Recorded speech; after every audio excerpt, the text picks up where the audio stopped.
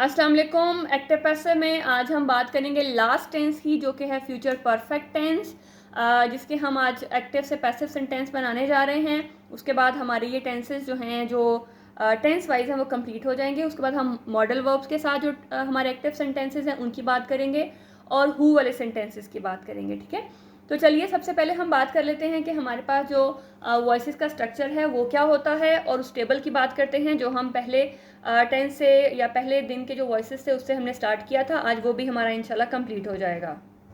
जी, अगर मैं वॉइसेस के स्ट्रक्चर की बात करूं तो अब तो ये आपको याद हो ही गया होगा कि हमारे पास स्ट्रक्चर क्या होता है। बेसिकली हर टेंस में मैंने इसको डिस्कस किया है, तो आज सिर्फ हम लास्ट की बात करते हैं कि हमारे पास क्या होता है। ऑब्जेक्ट जो कि सब्जेक्ट की जगह आता है, फिर हेल्पिंग वर्ब है, फिर V3 है, यानी कि आपके पास पास्ट पार्टिसिपल या वर्ब की जो थर्ड फॉर्म है, जो यहाँ पे वर्ब गिवन होता है उसकी हमेशा हम थर्ड फॉर्म लगाते हैं।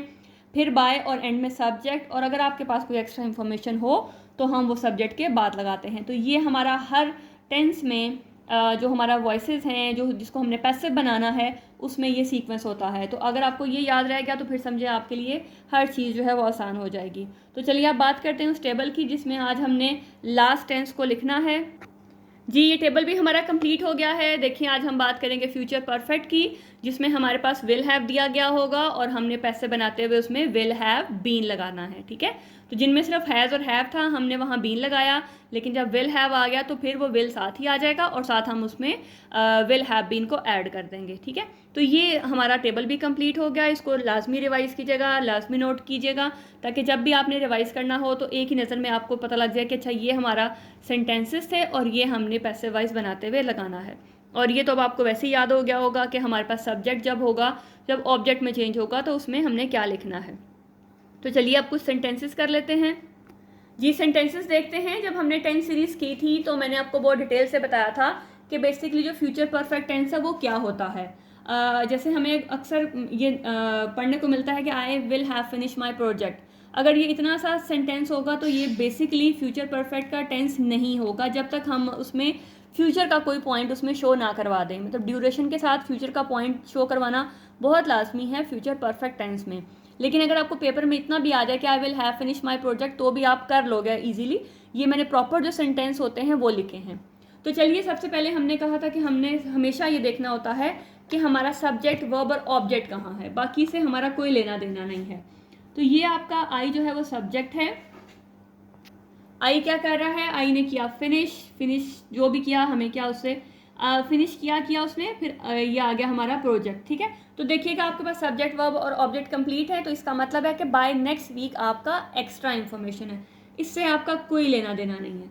तो चलिए अपने सेंटेंस को पैसे बनाते हैं। My project will have been, इसमें हम शेल नहीं लगाते हैं, इसमें हम सिर्फ विल लगाते हैं।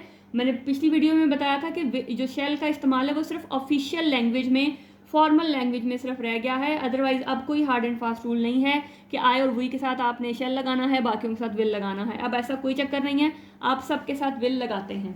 ठीक है, तो my project will have been finished, जहाँ पे हैव होता है वहाँ ऑलरेडी थर्ड फॉर्म दी होती है, फिनिश्ड बाय मी। अब इतना मेरा कंप्लीट हो गया और मैंने एंड में लगा दी अपनी एक्स्ट्रा इंफॉर्मेशन। तो ये सेंटेंस मेरा बन गया पैसिव वॉइस। ठीक है, अब ये क्योंकि सेंटेंसेस लंबे थे सिर्फ इसलिए मैंने 2 3 4 ही लिखे हैं, ताकि आपका, मुझे लगता है कि अब तो आपको अच्छे तरीके से समझ आ गई होगी, तो इसलिए ज़्यादा सेंटेंसेस नहीं लिखे। एक अफर्मेटिव, नेगेटिव, इंट्रोगेटिव और डबल इंट्रोगेटिव करके मैंने इसको कंप्लीट कर देना है।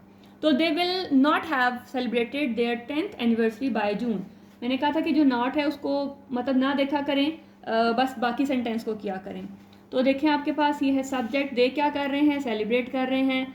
सेलिब्रेट क्या कर रहे हैं, देयर 10th एनिवर्सरी, ये आपका ऑब्जेक्ट हो गया। ठीक है, तो अब क्या होगा, their 10th anniversary will have been celebrated by them by June. जो एक्स्ट्रा इंफॉर्मेशन है वो मेरी आ गई एंड में। अब मैंने नॉट को फिट करना है। नॉट हमेशा याद रखना है कि आपका आएगा हेल्पिंग वर्ब के बाद। बच्चे मोस्टली क्या करेंगे, या हैव के बाद लगाते हैं या बीन के बाद लगाते हैं। नहीं, आपने वो जो आपके पास यहाँ पे हेल्पिंग वर्ब है, देखें विल नॉट, तो यहाँ पे भी आपका विल नॉट के बाद आएगा। ठीक है, अब नेक्स्ट सेंटेंस देखें, will I have completed my degree by next summer, तो यहाँ पे ये आपका सब्जेक्ट, आई क्या कर रहा है, कंप्लीट कर रहा है, क्या कंप्लीट कर रहा है, माई डिग्री आपका ऑब्जेक्ट, तो इसका मतलब ये क्या हुआ आपका एक्स्ट्रा इन्फॉर्मेशन। और जिनमें हमारा हेल्पिंग वर्ब बाहर होता है, हम पहले हेल्पिंग वर्ब को उसके घर के अंदर लेके जाते हैं। I will have completed my degree, ठीक है। मैं बाकी एक्स्ट्रा इन्फॉर्मेशन नहीं लिख रही क्योंकि मेरे पास स्पेस कम है, तो इसको मैं एंड में एडजस्ट कर दूंगी। तो अब मेरे पास ये सब्जेक्ट वर्ब तो हम निकाल चुके हैं, तो क्या आएगा, my degree will have been completed by me, ठीक है।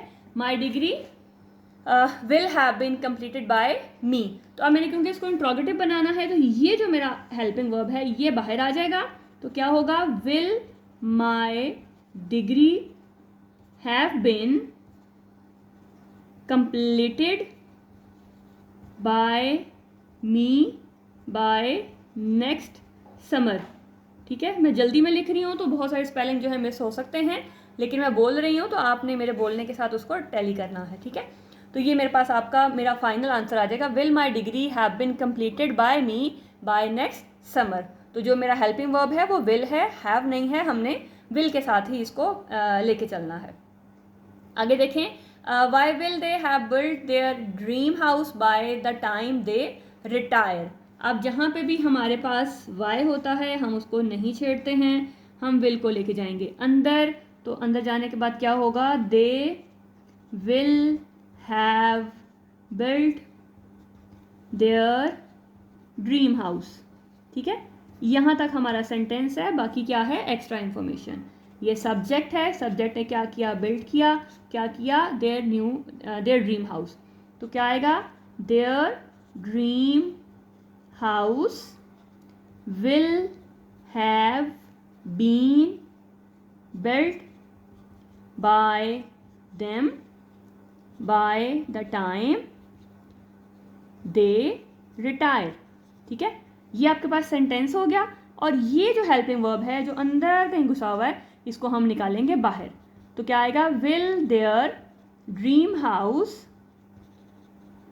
Have been built by them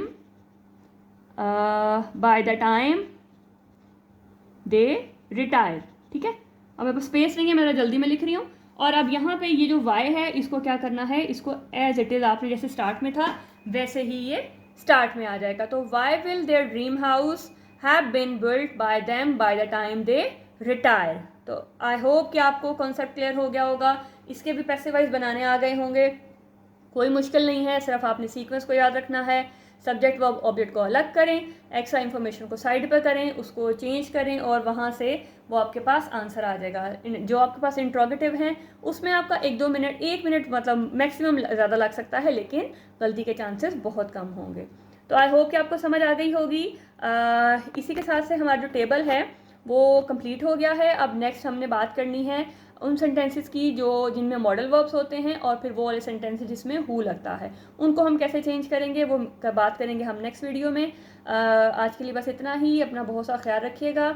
मिलते हैं नेक्स्ट वीडियो में नए वॉइसेस के साथ।